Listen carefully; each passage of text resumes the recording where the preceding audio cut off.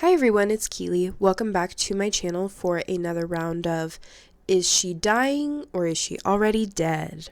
Today is Inktober Day 2, which if you're following my prompt, which I will have on my available linked down below, today's prompt is Tasseography, so enjoy this.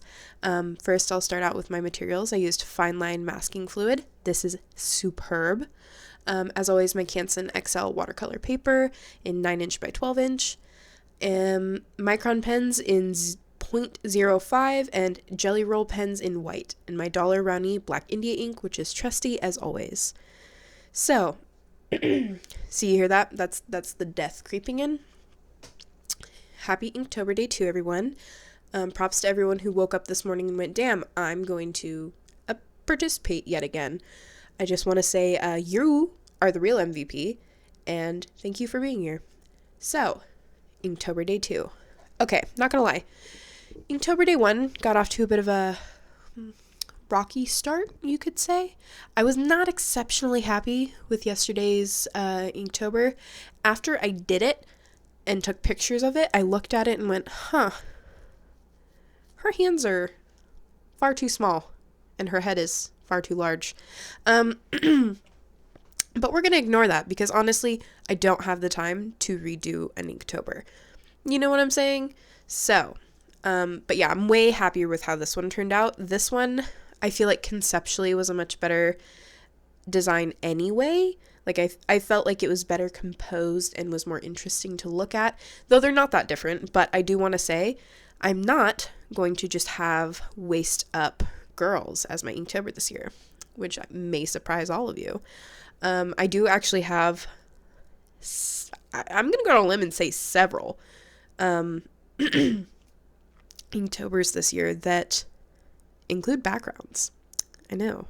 Don't get too excited. Who knows if I'll actually do them. No, I'm just kidding. Again, I don't have time to redo sketches. Like, that's not in my agenda. So we're doing those bitches one way or another. It's just a matter of how half-assed will it be. So look forward to seeing that eventually. Again, I'm so sorry that I'm clearing my throat and I'm kind of sloppy and gross sounding. I am still ill, believe it or not. Been sick for several days at this point, and honestly, I don't think it'll let up anytime soon. Fingers crossed though, because honestly, I'm tired of listening to myself. I think this cold has moved into my chest, so that's just, I've got to say, excellent. 10 out of 10. Would recommend catching a cold in Disneyland. Really made my year. So, yeah, side note, but also somewhat on topic, I used this Fineline, like fine point masking fluid for the first time ever today. I've had I feel like bad luck with masking fluid in the past. I never can seem to find a masking fluid that doesn't obliterate everything it touches. So I had kind of given up on masking fluid, but this year I was like, you know, this would work so much better if I had good masking fluid. Like, I really want to be able to do the cool things that you can do with masking fluid for Inktober this year. So I got on Amazon, did some research. Turns out none of them have very good reviews. So I was like, let's take a shot in the dark and spend $7. So I ordered this one because what attracted me to it is the fine little nozzle that it has. Here in the beginning, I know you can't really tell, but I feel like you can kind of tell in the final product. I had a little bit of trouble with it at first because honestly, a very delicate squeeze spits out a lot of product. And so I was kind of hard to control at the beginning, but I feel like by the time I got to the other side of the painting, I'd finally realized, like, you know, how to use it a little bit better. It was a little more controlled chaos, you know?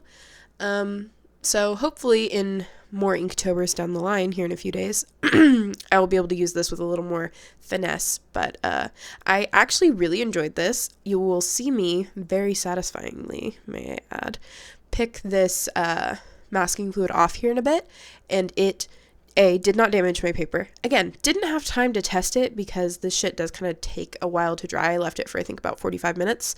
So I didn't really have time to test it. I just put it on and went, well, if it fucks this up, I guess that's just me crying for the rest of the night. So I slapped some on there, painted over the top of it as one would with masking fluid, and then when I went to peel it peeled off like a dream. Again, I've only used this one time, so I wouldn't say this is like the best there is, but so far it has been very promising, and I have been very pleased with my purchase. So as always, I link all of my materials down below. Quite often I forget to mention things at the beginning, like for example, I didn't film these Royal and Langnickel brushes again because I always do that. So I think I'm going to possibly just start mentioning when I use products that are out of the ordinary and just link everything down below, because I feel like ultimately at this point we all know that I'm using Dollar and Rowney Black India ink and Royal and Langnickel brushes, that sort of thing. I'm always using Canson XL watercolor paper. So, like, those non-variables, I'm just going to link them down below, so if you want to find out, you can. But ultimately, we all know the answer here. So, there's that. But yeah, I hope you guys are having a good Inktober so far.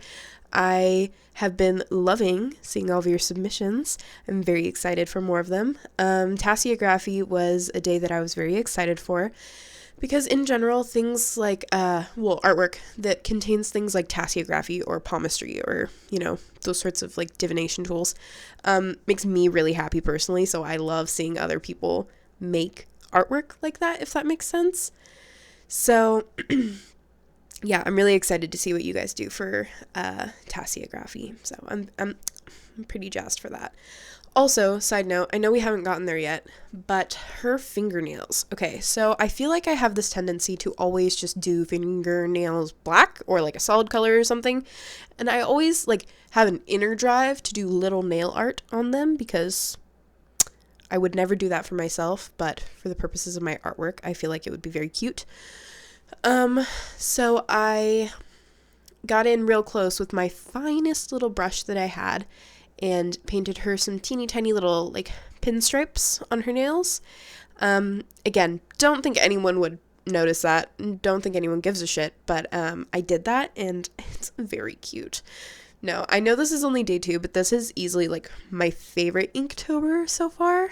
I have a decent amount of the sketches done, and there are like several sketches I'm pretty jazzed about, but this one, when I did the sketch, I was like, she speaks to me. So I'm pretty excited with how this one turned out. It's like sometimes I feel like I hit the nail on the head with like what's in my head. You know what I mean? If you make art, you know exactly what I'm talking about.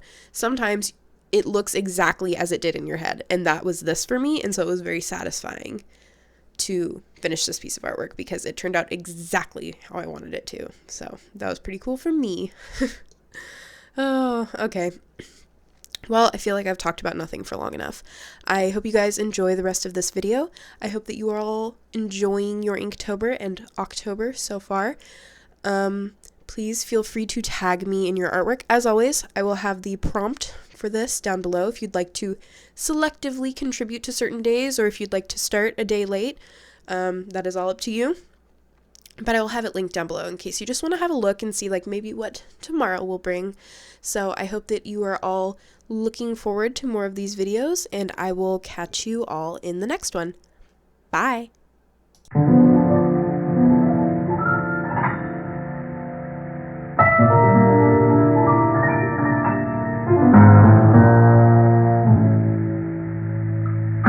Wish I could feel what I can't see. Float like a butterfly, scream like a banshee. Something's hiding in the pantry that I can't find it, so would you please enchant me? Give me a potion for my devotion to the emotion.